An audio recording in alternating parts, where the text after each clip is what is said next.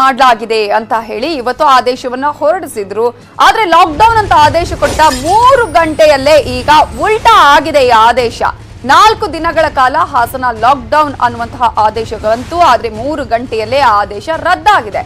ಹಾಸನ ಜಿಲ್ಲಾ ಉಸ್ತುವಾರಿ ಸಚಿವರು ಗೋಪಾಲಯ್ಯ ಅವರು ಜಿಲ್ಲಾ ಉಸ್ತುವಾರಿ ಸಚಿವ ಗೋಪಾಲಯ್ಯ ಅವರು ಎಡವಟ್ಟಾಗಿದೆ. ಮತ್ತೆ ಸಭೆ ನಡೆಸಿ ಹೊಸ ಆದೇಶವನ್ನ ಕೊಟ್ಟಿದ್ದಾರೆ. ಉಸ್ತುವಾರಿ ಸಚಿವರಾಗಿರುವ ಗೋಪಾಲಯ್ಯ ಅವರು ಲಾಕ್ಡೌನ್ ಮಾಡಲ್ಲ, ಜನತಾ ಕರ್ಫ್ಯೂ ಮುಂದುವರಿಕೆ ಆಗತ್ತೆ ಅಂತ ಹೇಳಿ 4 ದಿನ ಹಾಸನ ಲಾಕ್ಡೌನ್ ಆದೇಶ 3 ಗಂಟೆಯಲ್ಲೇ ರದ್ದುಗೊಳಿಸಿದ್ದಾರೆ.